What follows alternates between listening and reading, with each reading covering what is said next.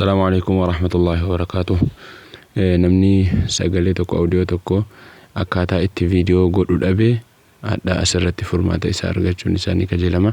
Innis akkamitti goona jennaan viidiyoo tokko sagaleedhaa fi suuraa qofarraa hojjechuu dandeenya. Audioodhaaf suuraa qofarraa. Sanaafis aappii KineMaster jedhu sana nama haajomsiisa. Isarraa KineMasterii kana gadi buufachuudhaan download erga godhame booda sana booda irruma gadi tuqachuudhaan akka asirratti argitan kanatti irra gadi tuqxanii hojjettan akkanatti isinii baasa. Erga keessa galtanii jennaan fuula kana isinii fide walakkaa sana tuqxanii dalgati toora jalee kan argaa jirtu isa walakkaa tuquudhaan irra ni seentu. Fakkii ida'uu mul'atu sana gadi tuqachuudhaan irra seentanii kan YouTube jira, kan TikTok jira, kan hundarrayyuu kan YouTube irratti dhoofna. Achi booda bootaa itti suuraadhaa fi sagalee itti fidatantu asirra jechuudha. Asirratti suuraa barbaadan faayila keessan irraa filattanii asirratti ol baafachuu dandeessu. Akkas fakkeenyaaf yoon suuraa kana fudhadhe suuraa fudhadhee tuqadheetu naannabaa. Achi booda bakka duwwaa kana gattuinaan lafa duwwaatti nu fida. Suuraa kana hamma barbaadne dheeressuu dandeenya, hamma sagaleen sun dheeratuun. As booda audio dhannee fidanna. Eessarraan akka finnu asumarratti waliin ilaalla. Bakka duwwaa kana gadi tuquudhaan amma akka inni daqiiqaa dheeratuuf achi harkifnee erga kaane bakka lafa duwwaa mul'atu fuulduratti sana gadi tuqachuudhaan audio fidachuu barbaanne fiduudhaaf bootaa malakkitas fakkii audio sana gadi tuqanne achi booda faayil manaajerii keenya keessaa bakka sagaleen nuti filanne sun jiru keessa gallee faayil irraa barbaaduudhaan filanna. Fakkeenyaaf aqiidaa kan jedhu kana fidu fidee akkasitti itti dhahee sagalee isaas dhaggeeffachuu ni danda'a. Sana booda iddoo sana tuquudhaan as dabaluu danda'a. Iddoo sana tuqee as dabalee ergan kee ammas bakka duwwaa sana gadi tuquudhaan as deebi'ee sagalee gadi qabuudha kan dandeenyu jechuudha. Fakkeenyaaf sagalechuma kanarra yeroo gadi tuqannu akkasitti kan nu baasu jechuudha.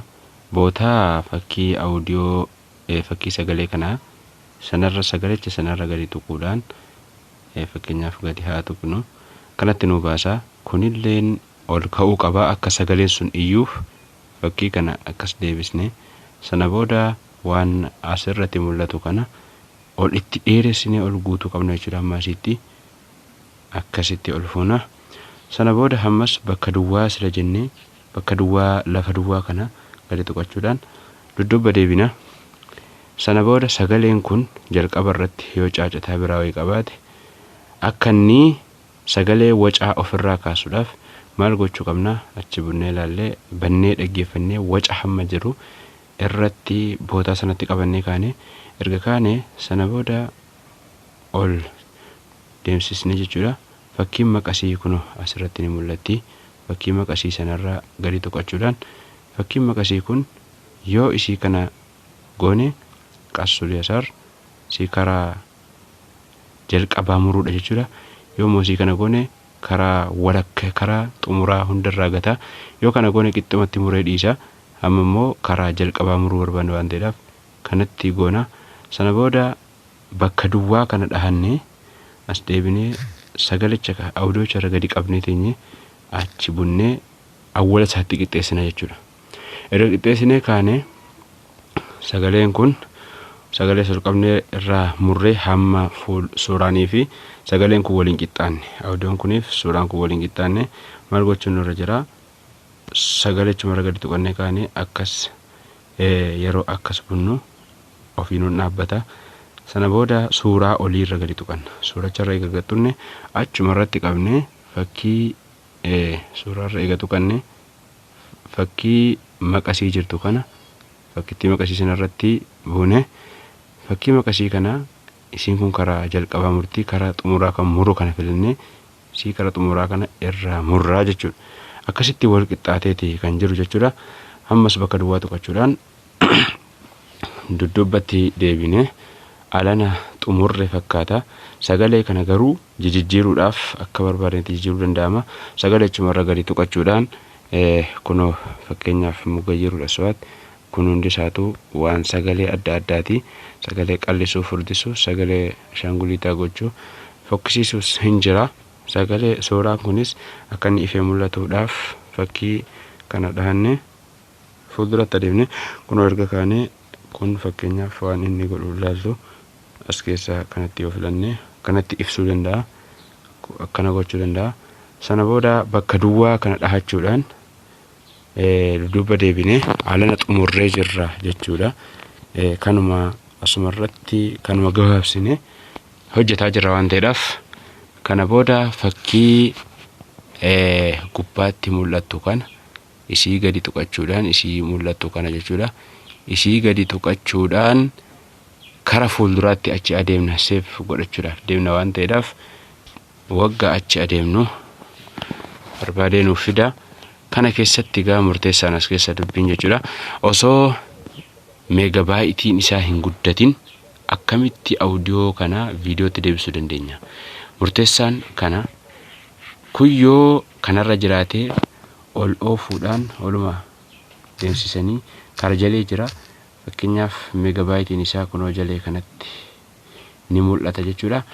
Isa jalee kana laallata yoo ol oofne meegabaayitii 8 dhaqa. Yoo akkas deemsifne tokkotti deebi'a. Hamma kunis yoo akkana achi dheeratee jiraate dudduuba deebisuudhaan isa kana yoo xumuraarra keenye suuraa sana fokkisiisuu danda'a. Kana dhiifne kanarra yoo keenye hojjenne bareedduudha ta'a. San booda isii kara kanaa kana dhahachuudhaan fuulduratti achi adeemna. Erga adeemne booda fakkii fuulduraa mul'atu kana asirratti jechuudhaan qorabiirra jira. Afaan Ingiliffaatiin asirratti isinii baasa. Isii gadi tuqachuudhaan seef gootu jechuudha. Hamma kun akkasitti hogga deemsisee fixu seef godhaa jira jechuudha. Kun asirra geeraa argaa jirtu fiiskaa jira. Akkanatti adeemee kana wagga xumuree jedhee sana booda lamuu faayila keessan irratti sagalee kana viidiyoo godhee irratti isinii hidhee gadi isiniif baasa jechuudha. Akkasitti fayyadamaa hamma deemnee walumaan haa ilaallu. Fixaa jira. Ayyeen fixee jira jechuudha. Erga fixee ka'ee kunoo nuuf godhee jira. Hamma dudduubumatti haa baanu keessaa as keessaa mana kana keessaa baanee yoo ilaallu eessa dhaqna faayila keenyarra haa gallu. Faayila erga irra gallee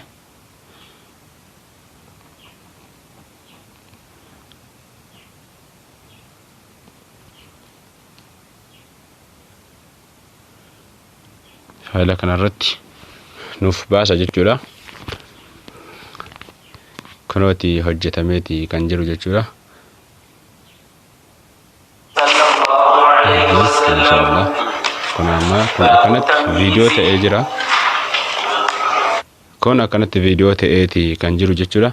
Viidiyoo kana YouTube irrattis, TikTok irrattis gosa barbaadan gosa internetaa hundarratti erguudhaaf ni danda'ama. Sila yeroo awwalaatti sagalee qofaa YouTube irratti erguun viidiyoo waan adda addaa irratti gadhiisuun hin mijatu waan ta'eedhaaf kana asirratti akkanatti waliin ilaallee erguu dandeenya. Barnoota dabalataatiif barnoota kan kana fakkaatu argachuudhaaf nuuf barreessaa kommentii jalatti YouTube keenya follow subscribe godhachuudhaan YouTube keenya irratti illee like gochuudhaan kommentii illee nu barreessuudhaan waan isin dhibe tokko irratti hamma rabbii laafes irratti hojjechuu ni danda'ama. YouTube keenya argachuudhaaf egaa asuma irratti gubbaa kanatti barreessitu. Maqaan kiyya Mu'az Sheekh Qaasim jettanii yoo barreessitan isiniif baasa. Gubbaa kanatti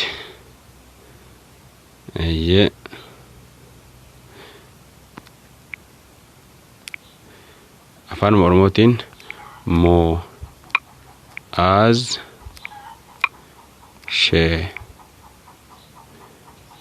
Sheekh jennaanuu yoo ni baasa. Mu'az Sheekh kan jedhu walaa kanatti yoo dhooftan isiniif fiduu danda'a. Kun hamma ana kanatti isiniif fida. Kun akkuma argitan subscribe godhachuu dandeessu. Ankoo kunoo isa kana jechuudha. Follow Profaayiluma kanarra gadi tuqachuudhaan kara fuulduraatti deemtanii subscribe gootaniitti ida'amtanii miseensa nuuf dabaltu. Viidiyoo adda addaa as keessatti argachuu dandeessu. Gosa hedduu isaatu jira.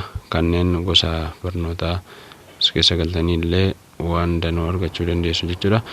Akkanatti waliin haa deemnu. Maashaallah.